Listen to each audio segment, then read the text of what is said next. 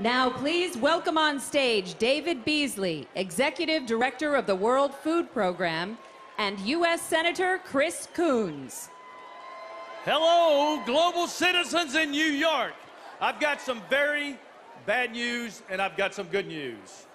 The bad news is for the first time in decades, world hunger is going up. Over 800 million men, women, and children don't know where their next meal is going to come from. And the answer and the question comes, why? Man-made conflict. Man-made conflict is driving hunger all over the world. Syria, Iraq, South Sudan, Yemen, Myanmar. But the question is, what can we do about it? How do we end starvation? And the answer is me and you. We can use food not as a weapon of war, but a weapon of peace.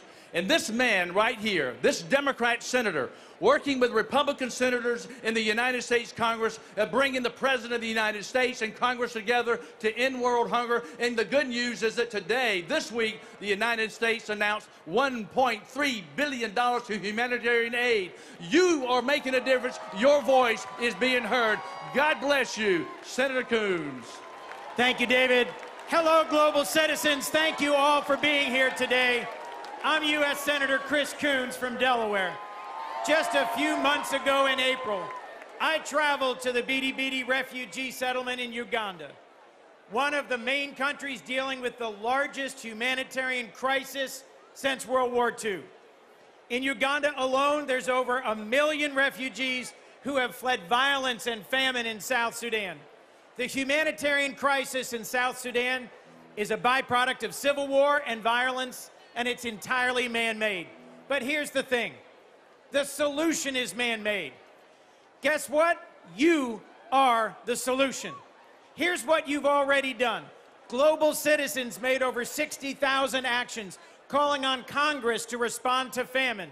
And thanks to your action, my colleagues in the Senate and I have proposed over $300 million more this year to fund international disaster assistance. In total, the U.S. Senate has called for $1.6 billion in funding for food assistance and $3.1 billion in funding for international disaster assistance. We're calling on the House of Representatives, on the President, to follow our lead, and we need your help. So here's what I'm asking you to do tonight.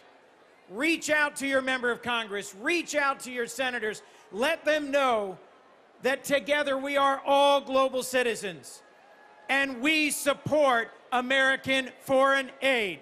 Thank you tonight.